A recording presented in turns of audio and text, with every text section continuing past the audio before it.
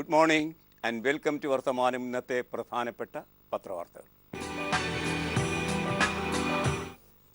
Not ക്ഷാമം ഇപ്പോൾ പുതിയൊരു വാർത്തയല്ലാതായി കഴിഞ്ഞിരിക്കുന്നു. നോട്ട് നിരോധനത്തിന് ശേഷം ഇപ്പോഴിത് 56ാമത്തെ ദിവസമാണ്. ദിവസമെണ്ണി 50 ദിവസം കഴിഞ്ഞാൽ രക്ഷപ്പെടാമെന്ന നിലയ്ക്ക് ദിവസമെണ്ണി കഴിഞ്ഞ കാര്യങ്ങളൊക്കെ പഴയ കാലമായി മാറിയിരിക്കുന്നു. കാരണം അതൊന്നും ഉടനടി മാറാൻ പോകുന്നില്ല എന്ന യാഥാർത്ഥ്യത്തിലേക്ക് നാം എത്തിച്ചേർന്നിരിക്കുന്നു. പ്രധാനമന്ത്രിക്ക് വാക്ക് പാലിക്കാൻ കഴിഞ്ഞില്ല. വാക്ക് പാലിക്കാത്തതിൽ അദ്ദേഹത്തിന് പ്രത്യേകിച്ച് ദുഃഖമൊന്നും ഇല്ലേന്താനും. ഇതൊക്കെയാണ് ഇപ്പോഴുള്ള അവസ്ഥ. എങ്കിലും ഈ നോട്ട് ക്ഷാമം പൊതുവേ ഉണ്ടെങ്കിലും അത് ഏറ്റവും ദുരിതമയമായി പ്രതിഫലിപ്പിക്കപ്പെട്ടിരിക്കുന്നത് ഇന്ത്യൻ ഗ്രാമങ്ങളിലാണ്. അതുകൊണ്ട് ഗ്രാമങ്ങളിലെ നോട്ട് ക്ഷാമം പരിഹരിക്കാൻ സത്വര നടപടികൾ സ്വീകരിക്കണമെന്ന തിട്ടൂരം റിസർവ് ബാങ്ക് ഇന്നലെ ഇറക്കി. നവംബർ 8-ാം തീയതിക്ക് ശേഷം ഇറങ്ങിയ ആ 73ാമത് തിട്ടൂരം. ആ തിട്ടൂരത്തെ സംബന്ധിച്ച വാർത്ത ദേശാഭിമാനി ലീഡ് വാർത്തയാക്കിയിരിക്കുന്നത് കാണുക. നോട്ട് നിരോധനവുമായി ബന്ധിപ്പിച്ച ഏറ്റവും പുതിയ വാർത്ത അതാണ്. റിസർവ് ബാങ്കിൻ്റെ കുറ്റസമ്മതം, ഗ്രാമങ്ങളിൽ പണക്ഷാമം രൂക്ഷം. എം പ്രശാന്ത് അത് റിപ്പോർട്ട് ചെയ്യുന്നു. വിതരണം ചെയ്യുന്ന നോട്ടുകളുടെ 40% ഗ്രാമീണ മേഖലയ്ക്കായി നീക്കിവെക്കണം എന്ന നിർദ്ദേശം 73ാമത് നിർദ്ദേശവും എത്തിക്കഴിഞ്ഞിരിക്കുന്നു. നോട്ട് അസാധുവാക്കലിന് ശേഷം ഗ്രാമങ്ങളിൽ കറൻസി ക്ഷാമം രൂക്ഷമായി തുടരുകയാണ് എന്ന് റിസർവ് ബാങ്ക് ഓഫ് ഇന്ത്യ ഗ്രാമങ്ങളിൽ കൂടുതൽ പണം എത്തിക്കാൻ RBI ഉത്തരവ് പുറപ്പെടുവിക്കുകയും ചെയ്തു. നോട്ട് പിൻവലിക്കലിന് ശേഷമുള്ള RBIയുടെ 73ാം ഉത്തരവാണിത്. രാജ്യമെങ്ങും ഉൽപ്പന്നങ്ങൾക്ക് വിലയില്ലാതെ കർഷകർ കടുത്ത ദുരിതത്തിലായ സാഹചര്യത്തിലാണ് ഇത്. വിതരണം ചെയ്യുന്ന നോട്ടുകളുടെ 40%മെങ്കിലും ഗ്രാമീണ മേഖലയ്ക്ക് നീക്കിവയ്ക്കണമെന്ന് കറൻസി ചെസ്റ്റുകളുള്ള ബാങ്കുകൾക്ക് അയച്ച കത്തിൽ RBI ആവശ്യപ്പെടുന്നു. 40%മെങ്കിലും ഗ്രാമീണ മേഖലയ്ക്ക് മാറ്റിവെക്കണം. അവിടെയാണ് യഥാർത്ഥത്തിൽ കൂടുതൽ ജനതയുള്ളത്. എങ്കിലും 40%മെങ്കിലും മാറ്റിവെക്കണമെന്ന് പറയുമ്പോൾ ഇപ്പോൾ അങ്ങനെ മാറ്റിവെക്കപ്പെടുന്നില്ല. ഭൂരിപക്ഷവും അത് നഗരങ്ങളിലാണ്. അതുകൊണ്ട് നഗരങ്ങളെ പരിഹരിക്കുക എന്നതാണ് പ്രധാനമന്ത്രിയുടെ അടിയന്തര ആവശ്യം. അവിടെയാണല്ലോ പ്രശ്നങ്ങൾ ഉണ്ടാകാൻ സാധ്യതയുള്ളത്. അതുകൊണ്ട് ഇനി 40% ഗ്രാമീണർക്ക് മാറ്റിവെക്കണം. ആ നിലയ്ക്കാണ് പുതിയ നിർദ്ദേശം വന്നിരിക്കുന്നത്. അപ്പോഴും 60% നഗരങ്ങൾക്ക് തന്നെ. ഇനി ഇത്തരമൊരു സമീപനം സ്വീകരിക്കുമ്പോൾ കേരളത്തിൽ നാട്ടിൻപുറവും നഗരവും തമ്മിലുള്ള വ്യത്യാസം വളരെ ലോലമാണ്. ആ സാഹചര്യത്തിൽ 40% നോട്ടുകൾ നാട്ടിൻപുറങ്ങളിലേക്ക് എത്തിക്കണമെന്ന് പറയുമ്പോൾ സംഭവിക്കുന്ന ചില കാര്യങ്ങൾ, അതിൻ്റെ ചില കൗതുകങ്ങൾ അതുകൂടി ദേശാഭിമാനി തരുന്നു കാണുക. കേരളത്തിന് ഈ പ്രകാരം കാര്യമായ വിഹിതം ഉണ്ടാകില്ല. മലപ്പുറത്തെ ഒരു വലിയ നഗരമാക്കി പരിഗണിക്കുകയും ചെയ്തിരിക്കുന്നു റിസർവ് ബാങ്ക്. കേരളത്തിലെ വിവിധ ജില്ലകളിലെ ഗ്രാമീണ മേഖലകൾക്ക് കാര്യമായ വിഹിതമില്ല. കാസർഗോഡ് ജില്ലയിലെ ഗ്രാമീണ മേഖലയ്ക്ക് മാത്രമാണ് വിതരണം ചെയ്യേണ്ട തുകയുടെ 40% അനുവദിക്കാൻ നിർദ്ദേശിക്കുന്നത്. മലപ്പുറം ജില്ലയെ പൂർണ്ണമായും നഗരപ്രദേശമായി കണക്കാക്കുന്ന RBI ഇവിടെ ഗ്രാമീണ മേഖലയ്ക്ക് പ്രത്യേക പണം അനുവദിച്ചിട്ടുമില്ല എന്ന നിലയ്ക്ക് വളരെ വിചിത്രമായൊരു നിലപാട് RBI കൈക്കൊള്ളുകയും ചെയ്തു എന്ന് പറയുമ്പോൾ ഈ 40% നോട്ട് ഗ്രാമീണ മേഖലയിലേക്ക് എത്തിക്കണമെന്ന് പറയുമ്പം കേരളത്തിന് കാര്യമായ മാറ്റമൊന്നും അത് ഉണ്ടാക്കുന്നില്ല എന്നതാണ് 56 ദിവസം എത്തുമ്പോൾ നമുക്ക് ലഭിക്കുന്ന ഏറ്റവും പുതിയ 73ാമത് തിട്ടൂരത്തിൽ പറയുന്നത്. നോട്ട് മാറ്റവുമായി ബന്ധിപ്പിച്ച സാമ്പത്തിക മാന്ദ്യം 2008 തത്തുല്യമായ സാമ്പത്തിക മാന്ദ്യമാണ് കേരളം അനുഭവിക്കുന്നത്, ഇന്ത്യ അനുഭവിക്കാൻ പോകുന്നത് എന്നാണ് നമ്മുടെ ധനമന്ത്രി തോമസ് ഐസക് നിരീക്ഷിച്ചിരിക്കുന്നത്.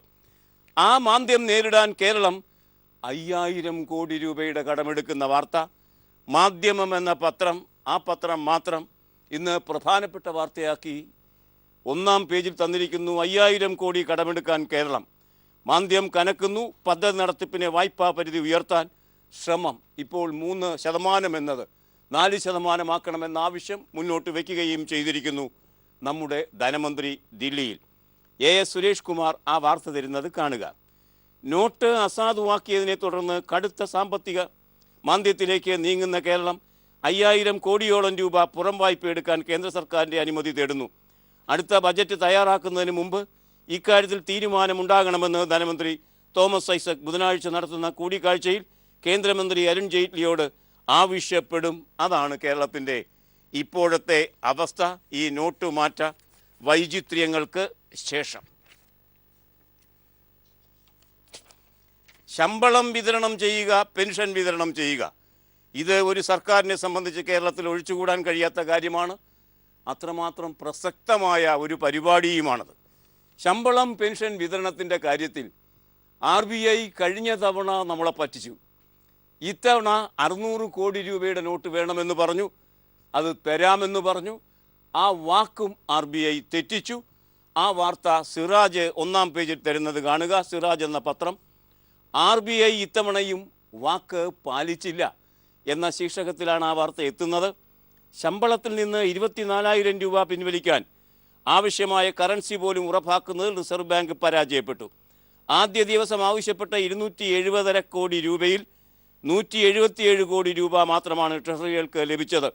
100 കോടിയോളം രൂപയുടെ കുറവുണ്ടായിരുന്നെങ്കിലും ട്രഷറികളിലെ നീക്കിയിരിപ്പും വരവുകളും ഉപയോഗപ്പെടുത്തി 206.5 കോടി രൂപ പെൻഷനും ശമ്പളവുമായി വിതരണം ചെയ്യാൻ കഴിയുകയും ചെയ്തിട്ടുണ്ട്. എങ്കിലും റിസർവ് ബാങ്ക് ഒരു കാര്യം പറയും, പതിവ് പോലെ അത് തെറ്റിക്കുകയും ചെയ്യും.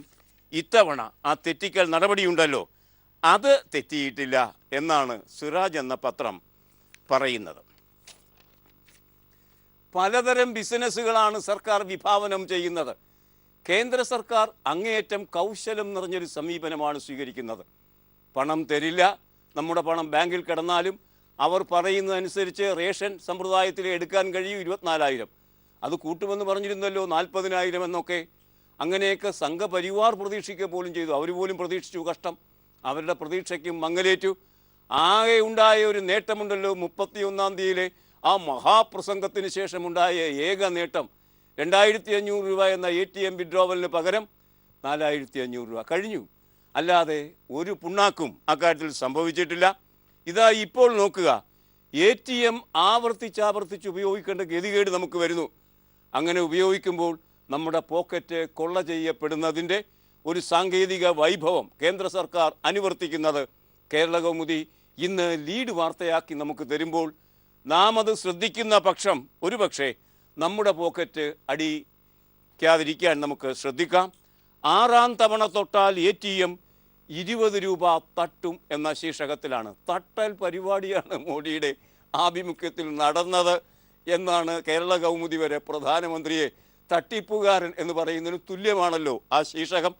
6-ാം തവണ തൊട്ടാൽ ATM 20 രൂപ തട്ടും.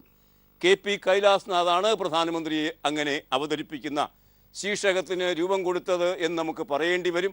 അങ്ങനെയൊന്നും ആയിരിക്കണമെന്നില്ല. ഡെസ്കിൽ ശീർഷകം എങ്ങനെയായിരിക്കണമെന്ന് തീരുമാനിക്കുന്നത് ഒരാൾ പോലും ആയിരിക്കില്ല. എന്തായാലും നമ്മുടെ രൂപ പ്രധാനമന്ത്രി തട്ടിയെടുക്കുന്നു, അതാണ് വാർത്ത. KP കൈലാസ്നാഥ് എഴുതുന്നത് കാണുക. നോട്ട് നിരോധത്തെ തുടർന്ന് കേന്ദ്ര സർക്കാരിൻ്റെ നിർദ്ദേശപ്രകാരം 2 മാസം മരവിപ്പിച്ച ATM ചാർജ് ഡിസംബർ 31 മുതൽ ബാങ്കുകൾ ഈടാക്കി തുടങ്ങി. 2 മാസം ഒന്ന് മരവിപ്പിച്ചു. ഈ 50 ദിവസത്തെ ദുരിതകാണ്ഡം ഒന്ന് താണ്ടിയോ? ഇല്ല. പണം കൂടുതലെടുക്കാൻ കഴിയുമോ? അതൊന്നുമില്ല. എങ്കിലും അങ്ങോട്ട് കിട്ടാനുള്ളത് കൃത്യമായി എടുക്കുന്നുണ്ട്. 15 രൂപയായിരുന്നു ആദ്യം ഈ വിഡ്രോവൽ ചാർജെങ്കിൽ, ATM ഉപയോഗിക്കുന്നതിൻ്റെ ചാർജെങ്കിൽ, അത് 20 രൂപയാക്കി കൂട്ടി നമ്മെ കൂടുതൽ സഹായിച്ചു നമ്മുടെ പ്രധാനമന്ത്രി എന്നുകൂടി പറയേണ്ടി വരും ഈ വാർത്ത വായിച്ചാൽ.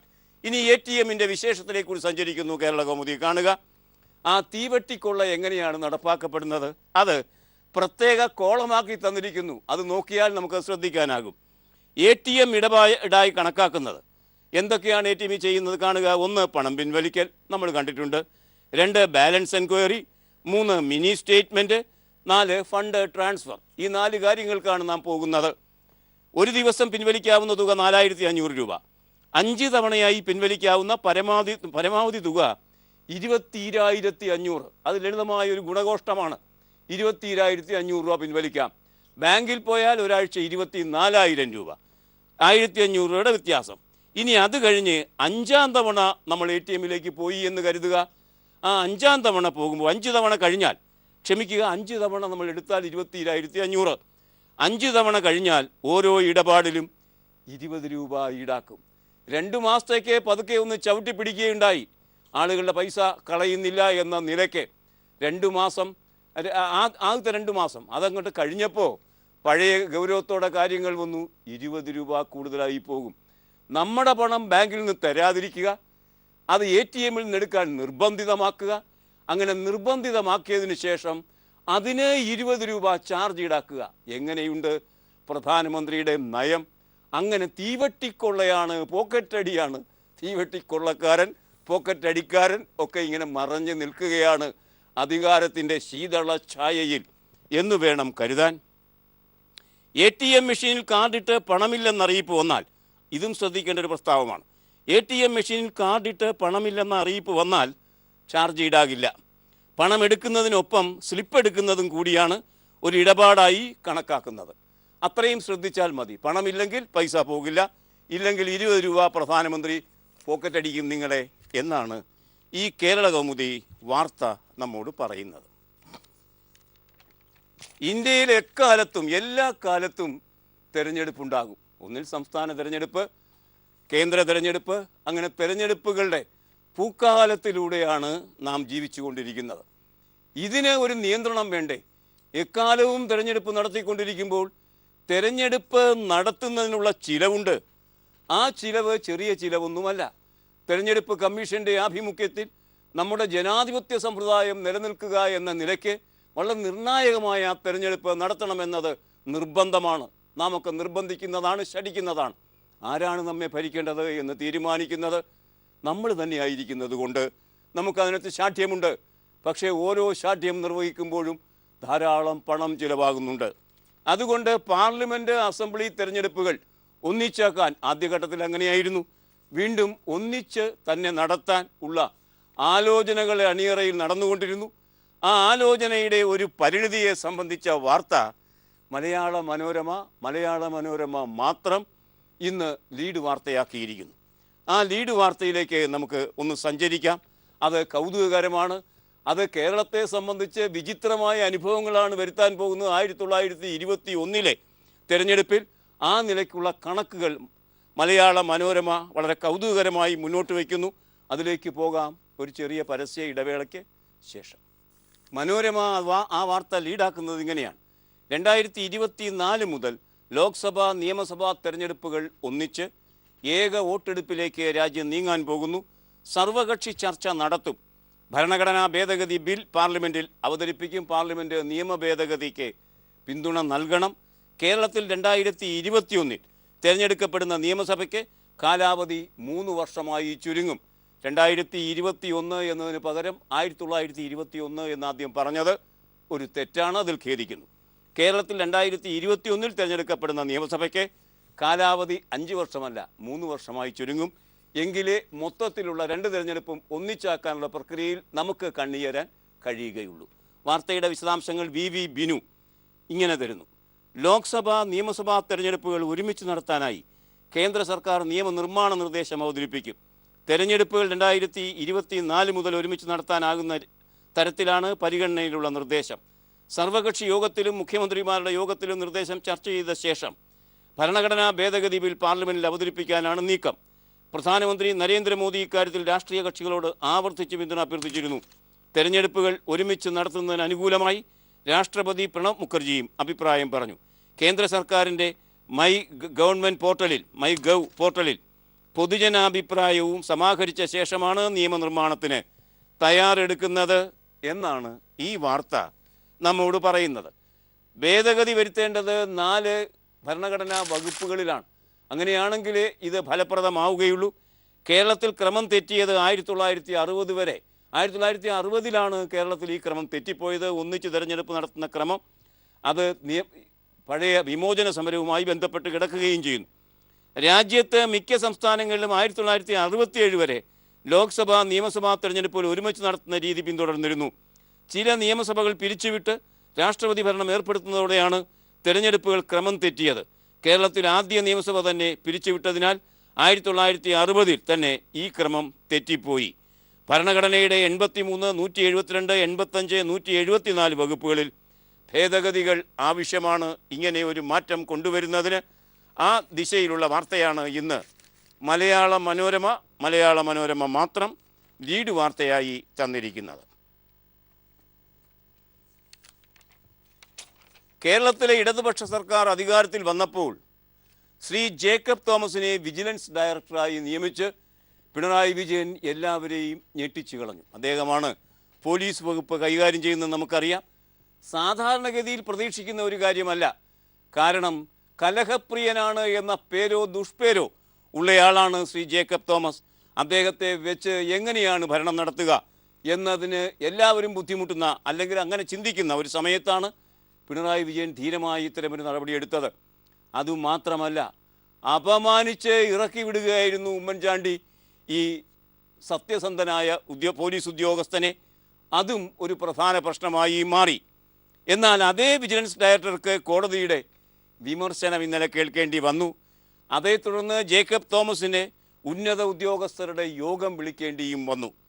അതേ സംബന്ധിച്ച വാർത്തകൾ ഒരുപക്ഷെ സർക്കാരിനെ എതിരായി വന്നിരിക്കുന്നത് കൊണ്ടാകാം ജന്മഭൂമി എന്ന പത്രം ജേക്കബ് തോമസിൻ്റെ ചിത്രം അടക്കം അത് ലീഡ് വാർത്തയാക്കുന്നു, ആഘോഷിക്കുന്നു. കോടതിയുടെ രൂക്ഷ വിമർശനം എന്ന ശീർഷകത്തിലാണ് ആ വാർത്ത. മന്ത്രിമാർക്കും ഉദ്യോഗസ്ഥർക്കുമെതിരെയുള്ള അന്വേഷണം വൈകുന്നതിൽ കോടതി അതൃപ്തി രേഖപ്പെടുത്തുകയും ചെയ്തിരിക്കുന്നു. സ്വന്തം ലേഖകൻ ആ വാർത്ത ഇങ്ങനെയാണ് തരുന്നത്. സംസ്ഥാനത്തെ മന്ത്രിമാർക്കും ഉദ്യോഗസ്ഥർക്കെതിരെയുള്ള പരാതിയിൽ അന്വേഷണം വൈകുന്നതിൽ വിജിലൻസ് കോടതിയുടെ വിമർശനം.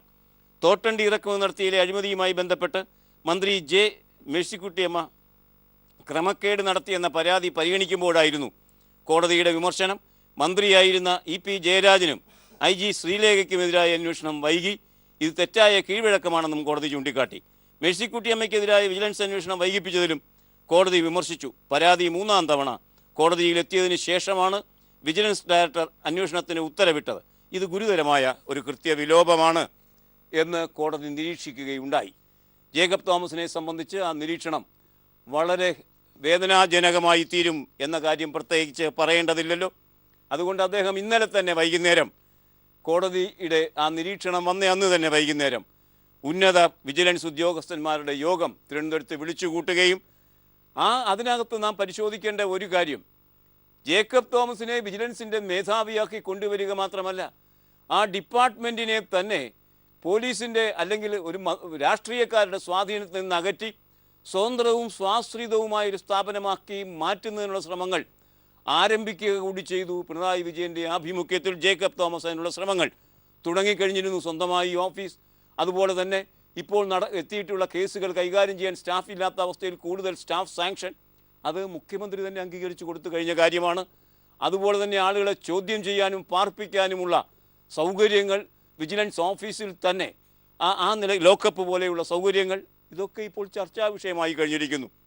അത്തരം കാര്യങ്ങളിലേക്ക് സഞ്ചരിക്കുമ്പോഴാണ് കേസുകൾ വൈകുന്നത് എന്ന് ജേക്കബ് തോമസ് നിരീക്ഷിക്കുന്നു. അതുമാത്രമല്ല, സ്റ്റാഫിനെ വേണ്ടത്ര സ്റ്റാഫ് ലഭിക്കണമെന്നാവശ്യപ്പെടുന്നു. ആ യോഗത്തിൽ ഉള്ള സ്റ്റാഫിനെ കൊണ്ട് കൂടുതൽ ജോലി ചെയ്യിപ്പിച്ചാലും കുഴപ്പമില്ല, കോടതികളിൽ നിന്ന് ഇത്തരം വിമർശനങ്ങൾ വരാതെ നോക്കണമെന്ന നിലപാടും ഇന്നലെ കൃതഹസ്തനായ പേരും പെരുമയുമുള്ള ജേക്കബ് തോമസ് കയ്യേൽക്കുകയും ചെയ്തിരിക്കുന്നു.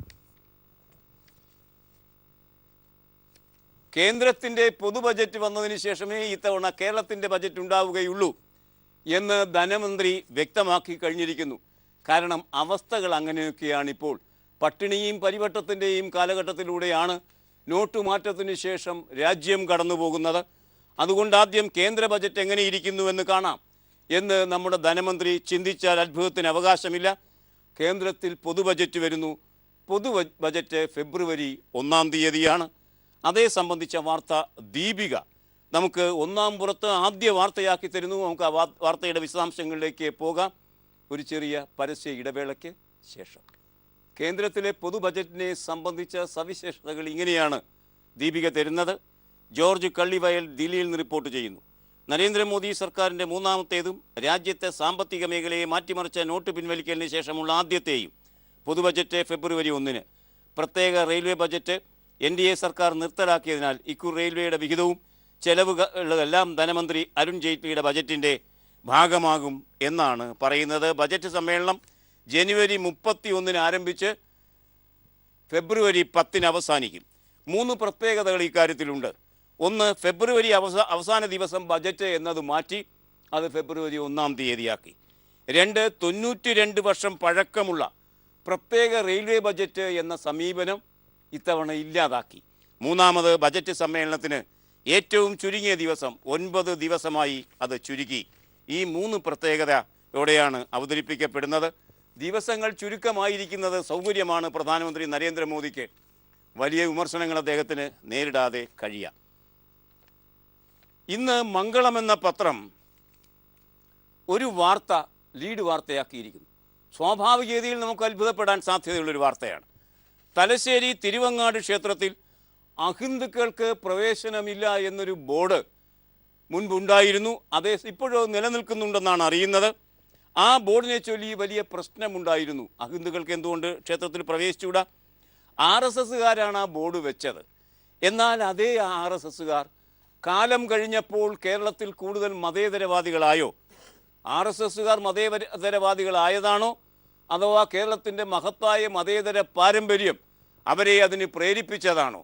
കാണുക, RSSകാരെ സംബന്ധിക്കുന്ന ഒരു വീക്ഷണ നിലപാട് മാറ്റം മംഗളം ലീഡ് വാർത്തയിൽ തരുന്നു. ക്ഷേത്രപ്രവേശനം ക്രൈസ്തവർക്കും മുസ്ലിങ്ങൾക്കും നിഷേധിക്കരുത് എന്ന് പറയുന്നത് RSS ആണ് എന്നുകൂടി മനസ്സിലാക്കുക.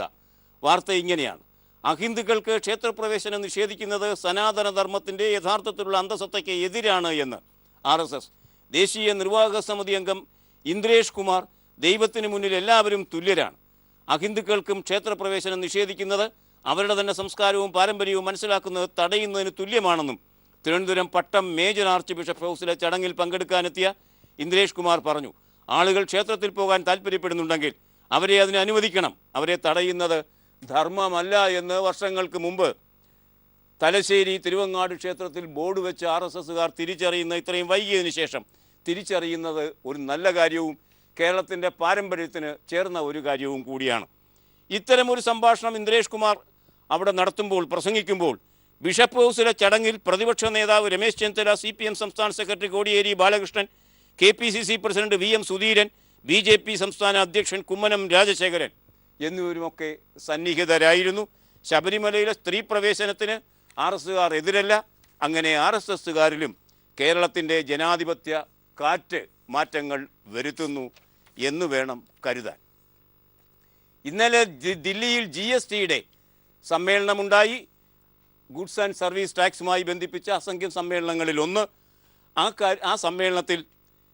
കാര്യത്തിൽ യോജിപ്പിലെത്താൻ കഴിയാതെ പോയ കാര്യങ്ങളാണ് മാതൃഭൂമി ലീഡ് വാർത്തയിൽ തരുന്നത്. ചരക്ക് സേവന നികുതി നടപ്പാക്കുന്നതിൽ പുതിയ തർക്കങ്ങൾ. ഏപ്രിൽ 1 മുതൽ GST നടപ്പാക്കാനാവില്ല എന്ന് സംസ്ഥാനങ്ങൾ പറഞ്ഞ കാര്യമാണ് ഈ വാർത്തയിൽ പറയുന്നത്. അത് മാതൃഭൂമി ലീഡാക്കിയിരിക്കുന്നു. ഇനി ഇന്നത്തെ മുഖലേഖനങ്ങൾ.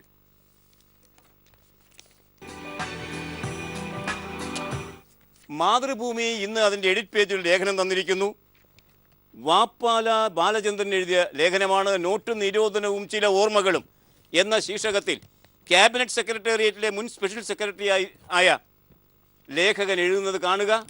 അന്താരാഷ്ട്ര സാമ്പത്തിക മാസികയായ ഫോബ്സ് 500-1000 രൂപ നോട്ടുകൾ അസാധുവാക്കിയ പ്രധാനമന്ത്രിയുടെ നടപടിയെ 1975 അടിയന്തരാവസ്ഥ കാലത്തെ നിർബന്ധിത ബന്ധീകരണത്തോടാണ് ഉപമിച്ചിരിക്കുന്നത്. ലോകോത്തരമായ ഒരു അഭിപ്രായമാണത്.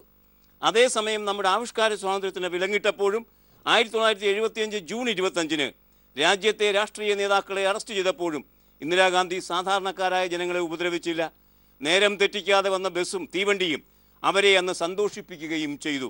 പക്ഷേ 98% ഇടപാടുകളും പണം കൊണ്ട് നടക്കുന്ന നമ്മുടെ രാജ്യത്ത് സംക്രമണത്തിലുള്ള 86.5% നോട്ടുകൾ തീക്ഷ്ണം പിൻവലിച്ചുകൊണ്ട് മോദി ദുരിതത്തിലാക്കിയിരിക്കുന്നത് ഇവിടുത്തെ ഏറ്റവും സാധാരണക്കാരായ ജനങ്ങളെയാണ്.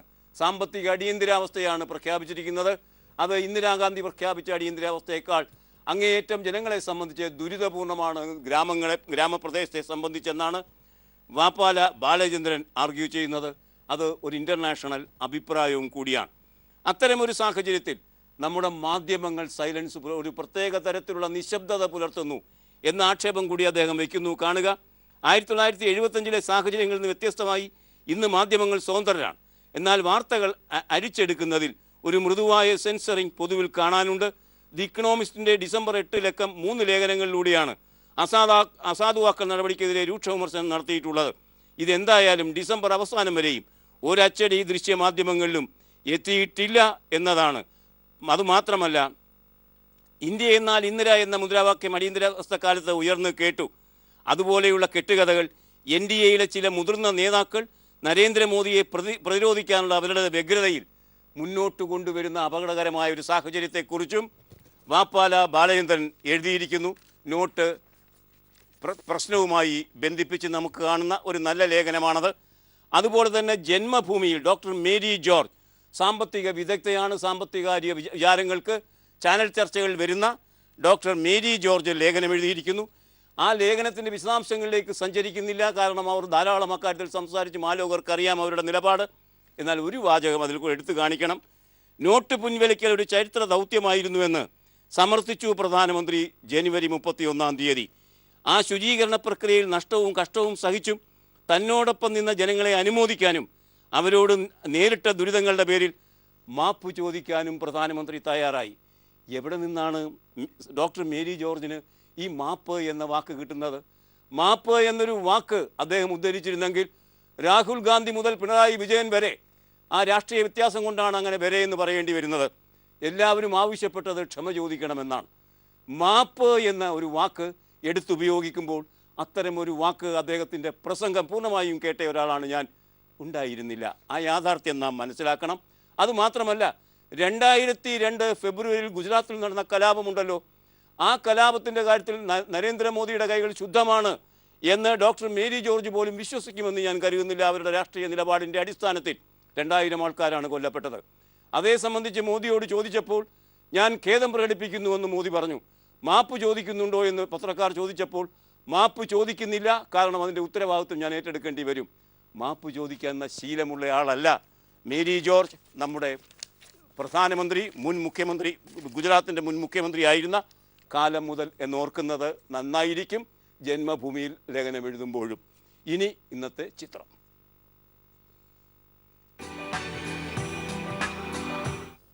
നോട്ടുമാറ്റം കൊണ്ട് ഉത്ഭൂതമായ ദുരിതകാലം ഇപ്പോഴും മാറുന്നില്ല കേരളത്തിലും ഇന്ത്യയിലും. അത് ഉറക്കെ വിളിച്ചു പറയുന്ന ഈ ചിത്രം ഒന്ന് കാണുക. ഇത് ഒരു തിരുവനന്തപുരം ദൃശ്യമാണ്. പെൻഷൻ വാങ്ങാനെത്തിയ തല നരച്ചവരെയാണ് നാം കാണുന്നത്. ട്രഷറി കൗണ്ടറിൽ അനന്തമായി അവർ കാത്തുനിൽക്കുന്ന ഈ ചിത്രം ഇന്ന് മെട്രോ മനോരമയാണ് ഒന്നാം പുറത്ത് തന്നിരിക്കുന്നത്. ഈ ചിത്രത്തോട് ഇന്നത്തെ വർത്തമാനം സമാപിക്കുകയാണ്. Nice day.